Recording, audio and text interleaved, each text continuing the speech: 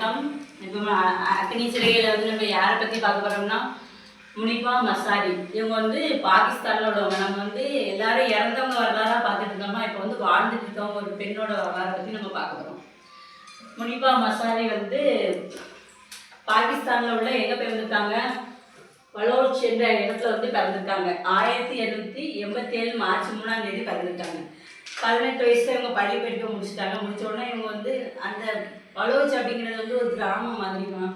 இப்போ நம்ம அம்மா சொல்கிறமே ஒரு கிராமம் மாதிரி தான் சொல்லணும். இப்போ அப்பா சொன்னால் கேட்கணும், அம்மா சொன்னால் என்ன கேட்கணும், அதை என்ன இருக்கணும். அது மாதிரி பாகிஸ்தானாக இருந்தாலும் வந்து அவங்க சொல் பேச்சு கேட்கணும். அப்படின்னா 18 வயசுல வந்து அவங்க அப்பாவுக்கு வந்து கல்யாணம் முடிச்சு பார்க்கணும் நம்ம பொண்ணுக்கு அப்படின்னு ஒரு ஆசை. அப்போது இவங்களுக்கு வந்து இவங்களோட லட்சியம் என்னென்னா ஆர்டிஸ்ட் ஆகணும். ஆர்டிஸ்ட் ஆகிறது தான் நம்மளோட லட்சியம் அப்படின்னு இருந்திருக்கு. படம் வரைவாங்கலாம், படம் வரைகிறது அதுதான் நம்மளோட லட்சியமாக இருந்திருக்கு. அதுக்கப்புறம் வந்து அதே மாதிரி வந்து அப்பா சொல்லிட்டாங்களே அப்படிங்கிறதுக்காண்டி இவங்க கல்யாணம் முடிச்சுட்டாங்க. சரி நம்ம அப்பா நீங்கள் ஆசைப்படுத்தீங்களா உங்கள் விருப்பம் அதுதான் நானும் கல்யாணம் முடிச்சுக்கிறேன் அப்படின்னு சொல்லிட்டு கல்யாணம் முடிச்சுட்டு கல்யாணம் முடிஞ்ச உடனே இவங்க திருமண வாழ்க்கை இவங்களுக்கு நல்லா அமையலை. இவங்க கணவர்கிட்ட வந்து இவங்க ரொம்ப அன்பு பாசம் வச்சுருந்தாங்க. ஆனால் அந்த அன்பு அங்கேருந்து கிடைக்கல. அவர் கணவர் வந்து முழுமையாக அவளை வந்து புரிஞ்சுக்கிடவும் செய்யலை, அன்பும் செலுத்தவே இல்லை. ஆனாலும் இவங்க என்ன பண்ணியிருக்காங்க, நம்ம அம்மா அப்பாவுக்கு வந்து நம்ம போய் சொன்னோம்னா இவங்க நல்லா வாழலையே அப்படின்னு நினச்சிருப்பாங்க அப்படின்னு சொல்லிட்டு அதையும் சமாளித்து கடந்து வாழ்ந்துட்டே வந்திருக்காங்க. வந்துட்டே இருக்கும்போது இவங்க கணவர் கூட வந்து இவங்க வந்து காரில் பயணம் பண்ணிகிட்டு இருக்கும்போது வண்டி ஓட்டிகிட்டே இருக்க கணவர் வந்து டக்குன்னு தூங்கி விழுந்துட்டாங்க. தூங்கி விழவும் வந்து வண்டி ஆக்சிடென்ட் ஆகும்னு சொல்லிட்டு கணவருக்கு தெரிஞ்சிட்டு அவர் என்ன பண்ணிட்டாரு, கார் வந்து டக்குன்னு குதிச்சு வெளியில் போயிட்டார்.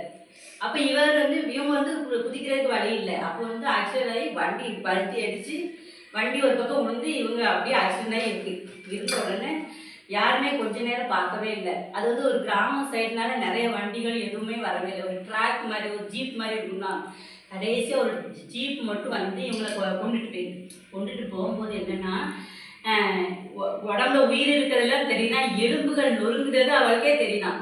எலும்பு வந்து கடக்கு முடக்கு நொறுங்குதான், கழுத்து கீழே வந்து உணர் மட்டும் இருக்காதான்னு எல்லாரும் பேசுதாங்களாம். அந்த ட்ராக்ல இருக்கவங்க இந்த பொண்ணு படைக்கிறது கஷ்டம்தான், ரொம்ப கஷ்டம், முயற்சி பண்ணி பார்ப்போம் அப்படின்னு சொல்லிட்டு ஆஸ்பத்திரி போயிட்டு இருக்காங்க. முதல் ஒரு ஆஸ்பத்திரி போகிறாங்க, ரெண்டாவது ஒரு ஆஸ்பத்திரி போகிறாங்க, எல்லா மக்களும் முடியாதுட்டாங்க. அப்புறம் கராச்சியில் உள்ள ஒரு ஆஸ்பத்திரியில் சேர்த்தாங்க. சேர்க்கும் போது அவங்க என்ன பண்ணியிருக்காங்க, உடம்புல பூரா என்னென்னா அந்த நட்டு இருக்கலாம், அதுதான் இவங்களுக்கு அயன் லேடி சொல்லுவாங்க. பூரா இரும்பு நட்டு வச்சு இது பண்ணி போல்ட்டு வச்சு இது பண்ணி வச்சுருக்காங்க. அப்போ முதல்ல ஒரு டாக்டர் வந்து சொல்கிறாராம், ஏம்மா முனிப்பா அவங்களுக்கு வந்து இன்னும் குழந்தைய பெற்றுக்கிட முடியாது, உங்கள் கற்பப்பை வந்து ரொம்ப சிதைவிட்டு இருந்ததுனால கற்பப்பை எடுத்துகிட்டு சொல்லியிருக்காங்க. அதுக்கு அடுத்த நாள் என்ன பண்ணியிருக்காங்க, உங்களுக்கு எலும்பு பூரா நொடிஞ்சிட்டு அதனால் உங்களுக்கு வந்து திரும்ப வந்து படம் வரையவோ எதுவும் செய்ய முடியாது அப்படி சொல்லியிருக்காங்க. அதுக்கு அடுத்த நாள் என்னென்னா நுரையீரல் கல்லீரல் நல்லா கேட்டுக்கோங்க, நுரையீரல் கல்லீரல். நுரையீரல் நல்லா இருந்தால் நல்லா சுவாசிக்க முடியும், எல்லாமே பாதிச்சுட்டு பாதிக்காத உறுப்புகளே இல்லை. கழுத்துக்களே எல்லா உறுப்பும் செயல்ன்ற மாதிரி ஒரு நிலையில ஆகிட்டு 2 காலும் நடக்க முடியாமல் இருக்குது. அப்போ இவங்களுக்கு ரொம்ப இதுக்கு பிறகு நம்ம ஏன் உயிரோடு இருக்கணும், இது எல்லாமே போயிட்டு நம்ம ஏன் உயிரோடு இருக்கணும் அப்படின்னு சொல்லிட்டு இவங்க அழுதுருக்காங்க. இவங்க அழும்போது இவங்க அம்மா வந்து சொல்லியிருக்காங்க, நீ அழாத, நீ உயிரோடு இருக்கன்னா அதுக்கு வந்து ஒரு காரணம் கடவுளை வச்சுருப்பாரு, தைரியமாக இருக்கணும், வந்து நீ உன்னால் ஏதாவது ஒரு சாதிக்கணும் அப்படின்னு சொல்லி கடவுளை வச்சுருப்பாரு, நீ வந்து இதுலேருந்து மீண்டு வரணும். அவங்க வந்து தன்னம்பிக்கையாக வார்த்தையை சொல்லியிருக்காங்க, இதுவும் கடந்து போகும், நீ வந்து எதுக்குமே அழக்கூடாது, இது வந்து ஏதாவது ஒரு காரணம், இப்போ கடவுளுடைய பழக்க வச்சுருக்காங்கன்னா இது ஏதோ ஒரு உலகத்துக்கு கொண்டு வச்சு ஒரு செய்தி சொல்ல போகிறாரு, தைரியமாக இருக்கணும் அப்படின்னு. அப்போ வந்து இவன் என்ன நினச்சிட்டா, இவங்க அம்மாவோட வார்த்தைகள் தான் இவங்களுக்கு ரொம்ப இதாக இருந்துச்சு. அப்போ வந்து முதல்ல வந்து இவ்வளவு இதுவும் பண்ணோன்னே என்னென்னா 2 வருஷத்துக்கு வந்து டாக்டரோட அட்வைஸ் என்னென்னா 2 வருஷத்துக்கு வந்து நீங்கள் எந்திரிக்கவே கூடாது.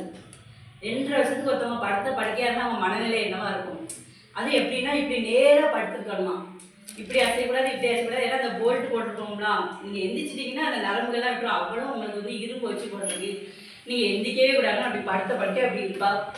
அந்த ஜன்னலில் எப்படி திறந்து பார்க்கும்போது ஜன்னலில் பெரிய பறவைகள்லாம் அங்கே பறக்குமா. அப்போ வந்து நம்மளும் என்னைக்கு இதுலேருந்து விடுவிச்சு வெளியில் போய் நம்ம பறக்க போகிறோம் அப்படிங்கிற மாதிரி ஒரு ஆசைகள் அவங்களுக்கு வருமா. அப்போ இதுலேருந்து மீண்டு வரணும், இதெல்லாம் என்ன செய்யணும், நம்மளுக்குள்ள கவலைகள் என்னன்னு லிஸ்ட்டு போடும்போது முதல்ல விவாகரத்து. இவர் வீட்டுக்காரங்க என்ன பண்ணாங்க, வந்து குழந்தை பெற்றுக்கிட முடியாது அப்படின்னு சொன்னோன்னே இவங்க விவாகரத்து கேட்கலாம். அப்போ கணவர் மேலே ரொம்ப அன்பு வச்சுருக்காங்க. அப்போ அந்த நம்பிக்கை உடையுது.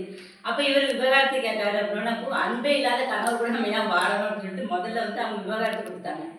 இப்போ நீனும் சுதந்திரம் பேரு நானும் சுதந்திரம் விவாகரத்து கொடுத்தாச்சு. அப்புறம் வந்து குழந்தை இல்லை. அப்போ குழந்தை இல்லாததுக்கு நம்ம என்ன பண்ணலாம், ஒரு குழந்தைய எடுத்து வளர்க்கலாம் அப்படின்னு சொல்லிட்டு ஒரு குழந்தைய எடுத்து வளர்த்தாங்க. வீட்டில் இருக்கும்போதே அங்கே அனாதாசிரமத்துலேருந்து ஃபோன் வருது, இப்படி ஒரு குழந்தை இருக்குது நீங்கள் எடுத்துக்கிறீங்களா அப்படின்னு ஃபோன் வந்தோடனே அவனுக்கு அந்த நேரம் ரொம்ப சந்தோஷமாக இருந்துச்சான். எனக்கு கர்ப்பப்பையிலேருந்து நானே ஒரு குழந்தைய பெற்றுக்கிட்ட மாதிரி என் மனசு ரொம்ப சந்தோஷமா இருக்கு அப்படின்னு அவங்க வரலாறுல சொல்லியிருக்காங்க. அப்புறம் ஒரு பையனை எடுத்துட்டு வந்தாங்க, எப்படிலாம் மீண்டு வராங்க பாருங்க கஷ்டம். அதுக்கப்புறம் அந்த பையன் படிக்கிற ஸ்கூல்லேயே வந்து இவங்களும் ஒரு ஆசிரியரே சேர்ந்தாங்க. 2 வருஷத்துக்கு பிறகு எந்திரிச்சிட்டாங்க. வீல் சேரில் இப்படியே போய் அதிலே ஒரு ஆசிரியராக சேர்ந்துக்கிட்டாங்க. அப்போ வந்து இவங்க வந்து தன்னம்பிக்கை ஸ்பீச் நல்லா பேசுவாங்க. இவங்க பேசுகிறத அப்படியே பார்த்துட்டு அந்த பாகிஸ்தான் வந்து இதில் பேர் எழுதிக்க மாதிரி முகமது அப்படிங்கிறவர் வந்து நல்லா பேசுகிறாங்க அப்படின்னு சொல்லிட்டு டிவி நிகழ்ச்சியில் வந்து எங்களுக்கு ஒரு இது கொடுத்தாங்க. நிகழ்ச்சியில் வந்து என்ன கொடுத்தாங்க, நீங்கள் டிவி நிகழ்ச்சியில் சேர்ந்து ஒரு ஒரு இது நிகழ்ச்சி தொகுப்பாளராக இருங்க அப்படின்னு சொல்லிட்டாங்க. அப்போ வந்து நிகழ்ச்சி தொகுப்பாளர்னா அதுக்கு நம்மளை செதுக்கணும். அப்புறம் நிகழ்ச்சி தொகுப்பாளர்னா நல்ல பேச்சு திறமை இருக்கணும் அப்படின்னா அவங்க ஒவ்வொரு நாளும் பயிற்சி எடுத்துக்கிட்டாங்க. எப்படி பேசணும், என்ன பண்ணணும், என்ன யாரு அப்படின்னு சொல்லிட்டு நிகழ்ச்சி தொகுப்பாளராக இருந்து இவங்க வந்து மோட்டிவேஷன் ஸ்பீச் கொடுக்கல பெரிய ஆளாம். இப்போ 100 ஊக்கமளிக்கும் பெண்களில் வந்து இவங்களும் ஒருத்தவங்களாம் தேர்ந்தெடுத்துருக்காங்க. அதுக்கப்புறம் ஐநாவில் வந்து தூதகர் பெண்கள் தூதகரத்தில் வந்து இவங்க சேர்த்துருக்காங்க. அதுக்கப்புறம் வந்து 30 வயசுக்குள்ளே உள்ளவங்க வந்து சாதனை பெண்கள் பட்டியலில் இவங்களும் இருக்காங்க. சிறந்த பாடகர், நல்லா பாடுவாங்களாம், நல்லா கேட்டுக்கோங்க, நல்லா பாடுவாங்க, நிகழ்ச்சி தொகுப்பாளர், அப்புறம் மோட்டிவேஷன் ஸ்பீச் கொடுக்குறது. இப்போ வந்து இவங்களுக்கு தெரியாதவங்கள யாருமே கிடையாது. இப்போ இவங்களே வந்து தன்னம்பிக்கையாக எப்படி இருக்கணும் இவங்க வாழ்க்கையை வந்து இவங்களே சொல்லியிருக்காங்க. நாங்கள் வந்து யாருமே கவலைன்னு வந்துச்சுன்னா, ஒரு கஷ்டம் வந்துச்சுன்னா அதுலேருந்து மீண்டு வர்றதுக்கு வழியை பாருங்கள், அதுக்குள்ளே முங்கி போடாதீங்க. உங்களுக்கு வந்து உடல் உறுப்புகள் கடவுள் கொடுத்துருக்காரு, என்னாலே மீண்டு வந்து இவ்வளோ இது நான் செய்கிறேன்ல, அப்போ உங்களாலே முடியும் அப்படின்னு சொல்லிட்டு இவங்க இன்னும் வாழ்ந்துட்டு தான் இருக்காங்க. இவங்க இன்னும் 38 வயசு தான் ஆகுது, இவங்க இன்னும் வாழ்ந்துட்டு இருக்காங்க. இவங்க இப்போ வந்து வேறு கல்யாணம் முடிச்சுக்கிட்டு இவங்க வாழ்க்கை நல்லபடியாக போகுது.